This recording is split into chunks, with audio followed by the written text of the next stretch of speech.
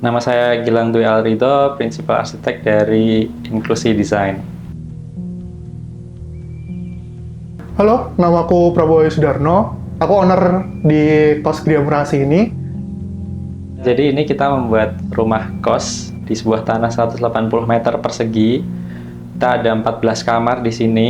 Jadi tantangannya lebih ke membuat satu kosan dengan unit-unit yang kecil ya, dengan memaksimalkan jumlah kamar, namun tetap menghasilkan satu kamar yang fungsional dan punya ambience yang baik gitu. Lalu untuk motivasi membuat kos-kosan di sini, saya ingin membuat industri baru di kos-kosan itu sendiri, bahwa kos-kosan itu tidak hanya tempat istirahat aja, tetapi juga kombinasi antara tempat istirahat yang baik dan tempat belajar yang baik. Nah, tempat belajar yang baik itu untuk mengikuti pasar seperti ada coworking space. Bagaimana membawa konsep coworking space itu ke dalam kamar kos-kosan itu sendiri? Jadi tiap kamar kita bikin hanya 10,5 meter persegi, kecil, dan itu pun sudah termasuk dengan kamar mandi dalam. Jadi memang nggak hanya kamarnya yang kompak, tapi kamar mandi dalamnya juga sangat kompak gitu ya. Jadi kita mendesain spesifik hanya untuk kebutuhan dan aktivitas tertentu. Jadi harapannya sih tidak membuang space terlalu banyak, sehingga setelah fungsi itu tercapai, kita bisa fokus untuk membuat ambience kamarnya jadi lebih estetik, lebih baik, lebih lapang juga.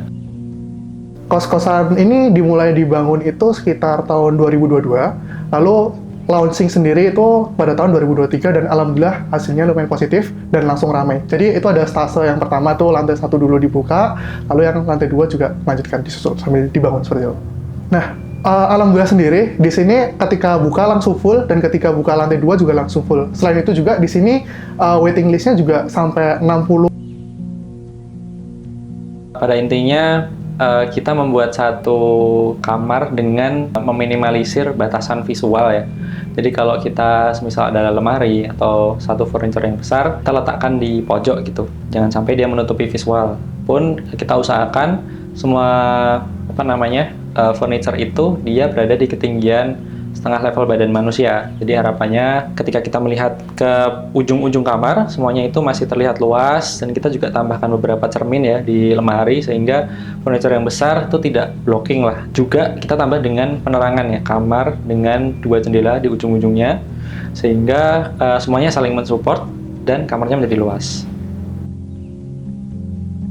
Kalau fasilitas sendiri di sini terbagi ada 2 jenis tipe kamar. Yang pertama kamar mandi dalam, tentunya pasti ada tempat tidur, ada bantal, ada guling, ada lemari, ada juga meja belajar, dan juga ada sumber cahayanya itu tidak hanya dari cahaya yang utama di sini, tapi juga ada jendela dari bawahnya itu. Nah, jendela dari bawah itu juga sangat membantu bagaimana ruang itu tampak luas juga, lalu juga bisa melihat sekitar di depan itu apakah ada orang lewat, ataukah bagaimana sekitarnya di depan, seperti apa itu bisa melihat. Itu menjadi ikonik yang baru. Beberapa waktu lalu juga jendela itu menjadi viral karena itu konsep baru di kos-kosan ini. Nah, fasilitas lainnya di sini ada sentuhan terkait smart room juga. Kontak itu sendiri seperti pakai menggunakan touchscreen, dan juga itu bisa dikonekkan menggunakan internet juga sebenarnya. Lalu yang kedua, di sini ada rooftop juga, ada pantry di setiap lantai, sehingga bisa masak sendiri, tidak perlu jajan keluar. Di sini memberikan senyaman mungkin. Selain itu juga ada ruang komunal yang bisa didatangi oleh semua tamu, seperti di luar penghuni kos-kosan. Misalnya ada cowok, atau itu bisa di ruang komunal di lantai 1, tapi juga internal juga ada di rooftop yang tentunya bisa memandangi view kota Solo di area UNS yang sangat indah.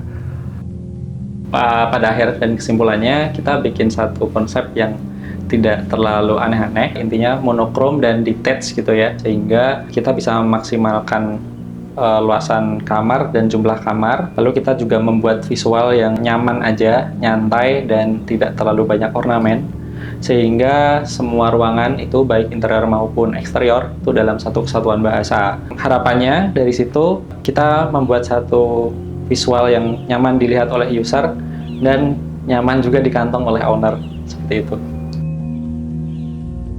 Kolaborasi dengan inklusi sangat oke, karena dari awal kita merancang ide, kita menyamakan satu visi dan misinya juga, kita punya inovasi dan keinginan desain seperti apa, kita memberikan satu sama lain memberikan feedback, memberikan ide, memberikan apakah saya punya ide seperti ini, apakah bisa, lalu dari inklusi juga memberikan ide seperti ini, apakah bisa, lalu sehingga ide-ide tersebut bisa ditemukan sebagai sebuah ide final yang akan kita eksekusi. Arsitektur itu sendiri tidak hanya memberikan desain visual, tetapi benar-benar memberikan solusi dengan space yang sangat sempit atau kan space yang sangat terbatas itu bisa optimal. Nah, di sini juga peran inklusi sangat penting.